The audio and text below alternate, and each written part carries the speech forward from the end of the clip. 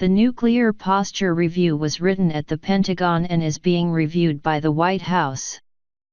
Charles Cyberattacks / Associated Press Washington. A newly drafted United States nuclear strategy that has been sent to President Trump for approval would permit the use of nuclear weapons to respond to a wide range of devastating but non-nuclear attacks on American infrastructure, including what current and former government officials described as the most crippling kind of cyber attacks. For decades, American presidents have threatened first use of nuclear weapons against enemies in only very narrow and limited circumstances, such as in response to the use of biological weapons against the United States. But the new document is the first to expand that to include attempts to destroy wide-reaching infrastructure, like a country's power grid or communications, that would be most vulnerable to cyber weapons. The draft document, called the Nuclear Posture Review, was written at the Pentagon and is being reviewed by the White House. Its final release is expected in the coming weeks and represents a new look at the United States nuclear strategy. The draft was first published last week by HuffPost. It called the strategic picture facing the United States quite bleak, citing not only Russian and Chinese nuclear advances but advances made by North Korea and, potentially, Iran. We must look reality in the eye and see the world as it is, not as we wish it to be, the draft document said. The Trump administration's new initiative, it continued, realigns our nuclear policy with a realistic assessment of the threats we face today and the uncertainties regarding the future security environment. The Pentagon declined to comment on the draft assessment because Mr. Trump has not yet approved it. The White House also declined to comment.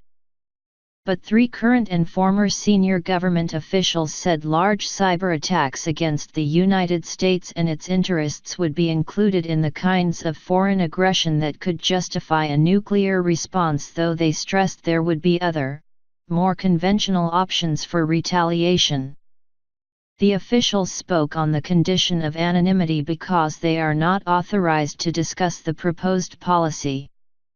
Gary Seymour, who was a top nuclear advisor to President Barack Obama, said much of the draft strategy repeats the essential elements of Obama declaratory policy word for word, including its declaration that the United States would only consider the use of nuclear weapons in extreme circumstances to defend the vital interests of the United States or its allies and partners.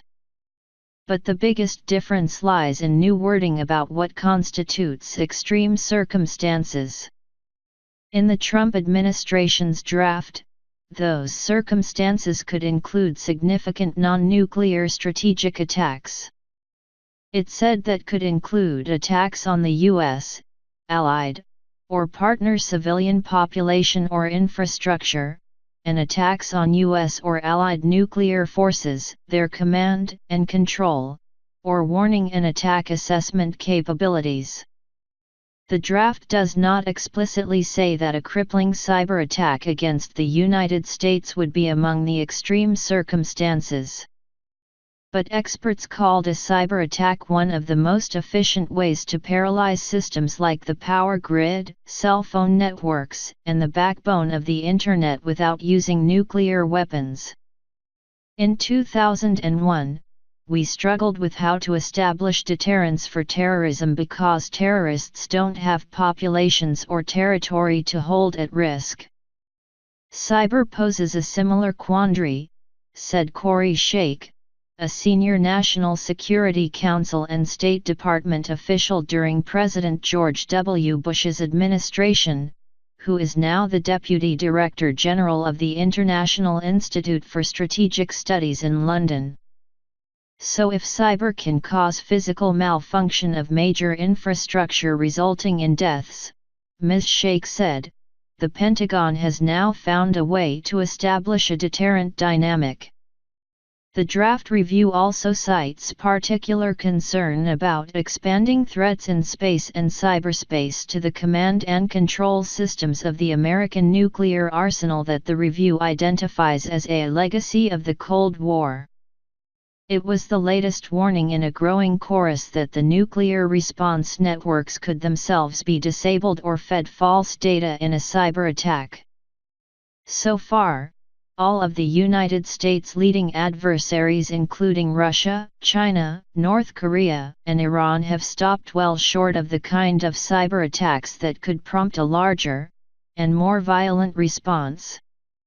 The Russians have placed malware called black energy in American utility systems, but never tried to cause a major blackout. They have sent cable-cutting submarines along the path of undersea fiber optic lines that connect the continents, but not cut them. North Korea has attacked companies like Sony, and used cyber weapons to cause chaos in the British healthcare system, but never directly taken on the United States. Still, the document recognizes that American, Russian and Chinese strategies have all been updated in recent years to reflect the reality that any conflict would begin with a lightning strike on space and communications systems.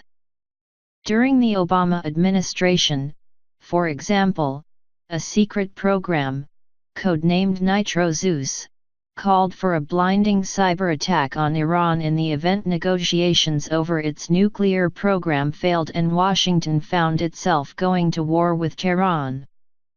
There are other differences with the Obama administration policy.